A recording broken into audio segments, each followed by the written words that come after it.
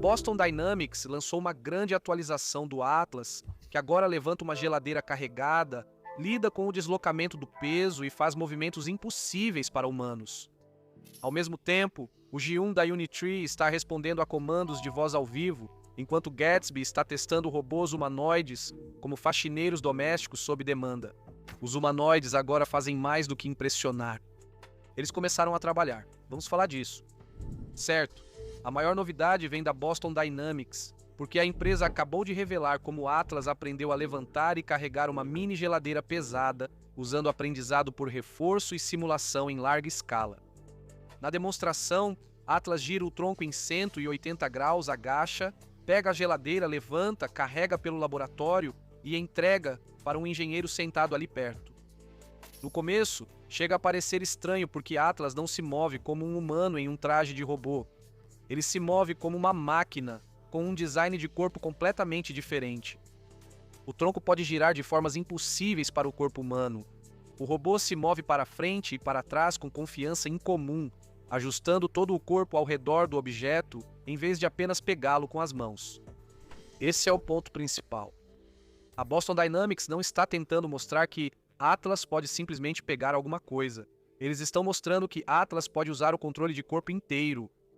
Quando um humano levanta algo pesado e desajeitado, não usamos apenas os dedos. Nós inclinamos o corpo contra o objeto. Nós o apoiamos com os braços, ajustamos as pernas, sentimos o peso mudar. Às vezes usamos o tronco, os joelhos, os ombros ou os antebraços sem nem pensar nisso. A Boston Dynamics busca dar ao Atlas esse tipo de inteligência física. Por isso, a mini geladeira é um teste inteligente. Uma geladeira não é uma caixinha simples, é volumosa, desajeitada e pesada. A Boston Dynamics diz que o Atlas foi treinado com cargas entre 23 e 32 quilos, mas durante os testes reais, ele conseguiu mover uma geladeira carregada, pesando mais de 45 quilos.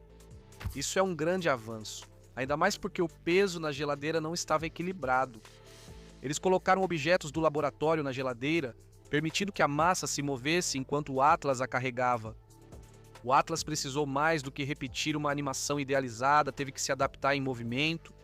É aqui que a propriocepção se torna importante. Muitas demonstrações de robôs dependem muito de câmeras. A visão é útil, claro, mas trabalhos físicos pesados não podem depender apenas de olhar para um objeto. A Boston Dynamics diz que o Atlas usa consciência corporal interna para entender equilíbrio, pegada, resistência, peso e posição do corpo. Simplificando, o robô não está apenas vendo a geladeira. Ele também está percebendo como a geladeira está afetando seu corpo. Isso torna a tarefa muito mais difícil, mas também muito mais realista. Em uma fábrica ou armazém, os objetos nem sempre estarão na posição perfeita. Pisos terão níveis variados de atrito e as cargas podem se mover. A aderência pode mudar, o robô pode levar um esbarrão ou ser desestabilizado. Então Atlas precisa lidar com incertezas físicas, não apenas incertezas visuais. A maneira como a Boston Dynamics treinou esse comportamento é uma das partes mais interessantes. Eles começaram com uma trajetória de referência, que pode ser uma demonstração teleoperada, uma animação ou um objetivo mais abstrato. Na tarefa da geladeira, iniciaram com animação simples. Depois, treinaram Atlas com aprendizado por reforço. Basicamente, o robô praticou o movimento várias e várias vezes em simulação e era recompensado por fazer as coisas certas.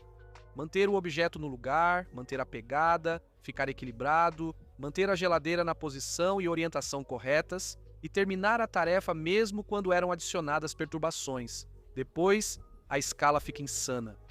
A Boston Dynamics diz que o Atlas praticou os movimentos por milhões de horas em simulação, rodando em paralelo nas GPUs. Nesse treinamento, usaram randomização de domínio, ou seja, não treinaram o robô em um único mundo virtual ideal. Eles mudaram o peso da geladeira, a posição da geladeira, o atrito do chão, o nível de aderência e até pequenas variações na força dos motores. Tudo isso torna o comportamento final mais robusto, porque o robô aprende a se sair bem em várias versões da mesma tarefa. Então vem o teste real. Quando a política funciona bem na simulação, os engenheiros a transferem para o Atlas real, testam no hardware, coletam dados do mundo real e usam esses dados para melhorar a próxima versão. A Boston Dynamics descreve isso como uma mentalidade de construir, quebrar e consertar, agora conectada a um pipeline moderno de treinamento de IA. Isso nos leva a uma das afirmações técnicas mais importantes da atualização. A Boston Dynamics afirma que o novo Atlas tem pouca diferença entre simulação e realidade. Pode parecer um termo chato da robótica, mas é muito importante. A diferença entre simulação e realidade é a diferença entre o desempenho de um robô na simulação e o desempenho dele no mundo físico. Na simulação, tudo é mais limpo. O atrito do chão é conhecido, o modelo do robô é perfeito, os motores respondem previsivelmente e os sensores não têm ruídos. Mas no mundo real, a latência, vibração, ruído nos sensores, atrito irregular, pequenas diferenças de hardware e problemas físicos aleatórios. Por isso, muitos comportamentos de robôs funcionam bem na simulação, mas falham no hardware real. A Boston Dynamics diz que o Atlas reduz essa diferença porque o hardware é mais simples e mais fácil de modelar com precisão. O robô usa apenas 2 tipos de atuadores em todo o corpo. Ambos os braços são idênticos, ambas as pernas são idênticas. Algumas estruturas principais também são repetidas. Esse tipo de repetição ajuda na fabricação, manutenção e fidelidade da simulação. Quando a versão digital do robô se assemelha à real, os comportamentos treinados são transferidos com muito mais confiabilidade. Atlas também usa atuadores rotativos e a Boston Dynamics diz que esses são mais fáceis de representar na simulação. As articulações do robô têm rotação infinita porque a empresa removeu os cabos das juntas. Essa é uma mudança de hardware muito importante. Os cabos podem limitar o movimento, se desgastar e se tornar pontos de falha. Removê-los permite que Atlas se mova de maneiras estranhas, mas eficientes, como girar completamente o tronco. Até os pés têm design diferente. São simétricos na frente e atrás, pois Atlas foi feito para se mover igualmente bem em ambas as direções.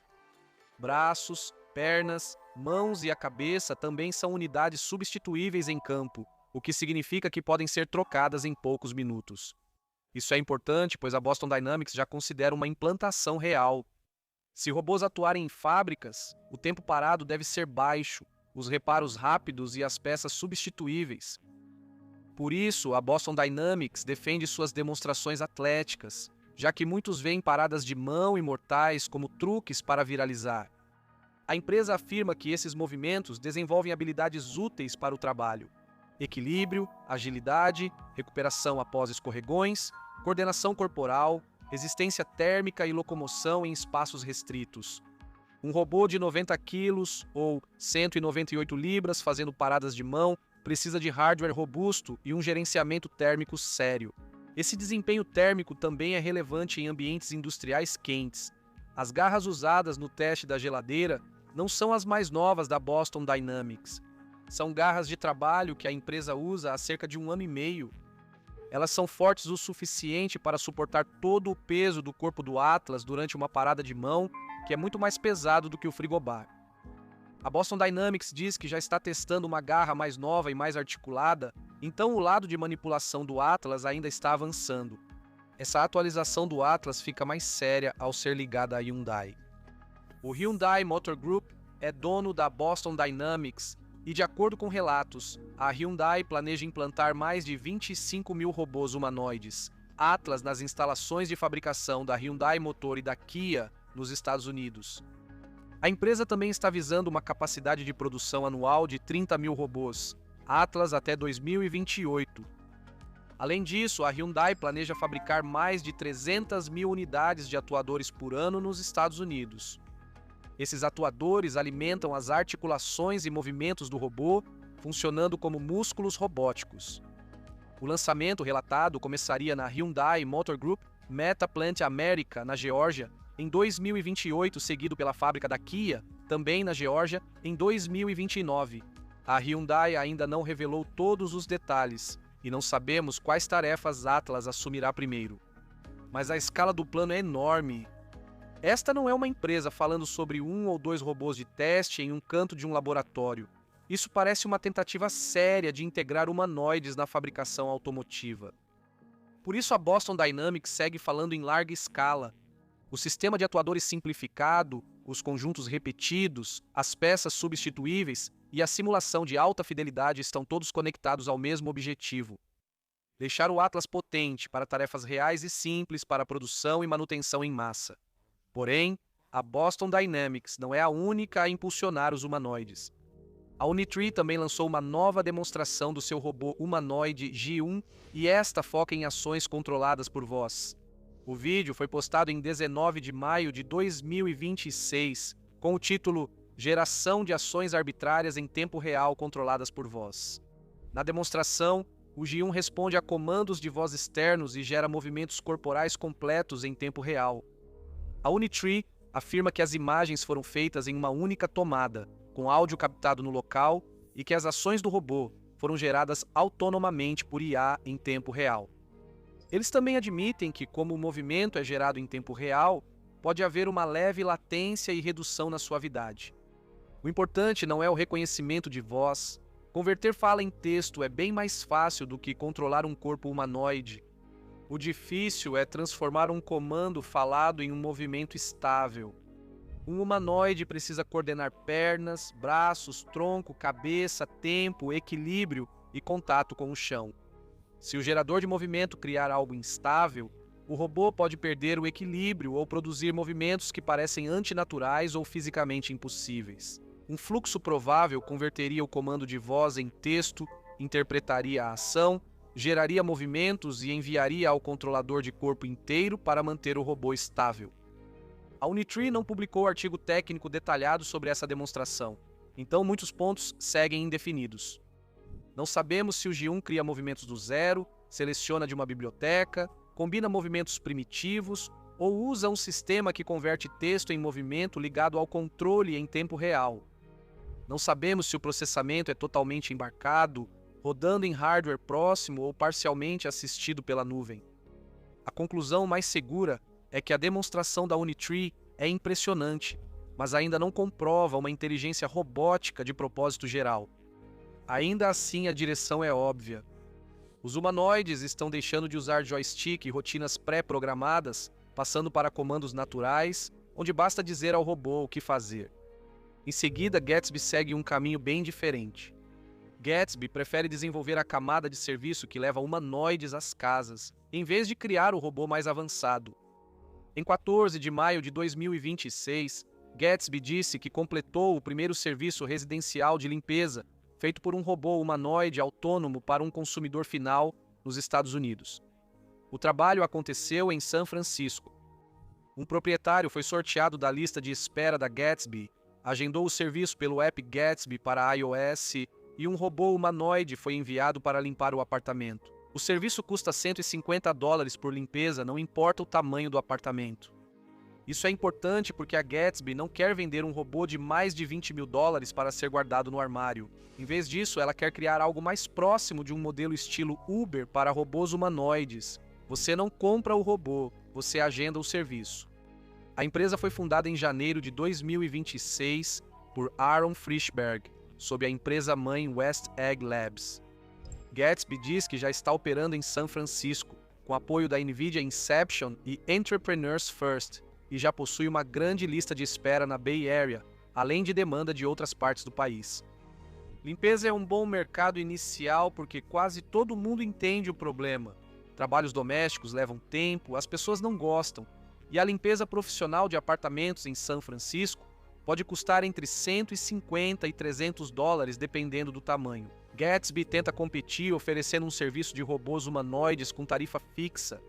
O interessante do negócio é que Gatsby não quer ficar preso a um único fabricante de robôs.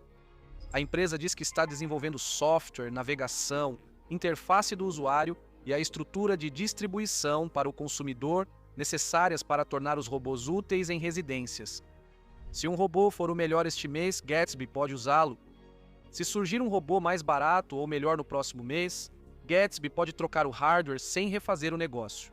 A grande questão é, quando robôs humanoides se tornarem comuns, onde vão aparecer primeiro? Fábricas, armazéns ou casas? Diga nos comentários. Inscreva-se para mais novidades sobre IA e robótica. Deixe seu like se você gostou do vídeo. Obrigado por assistir e te vejo no próximo.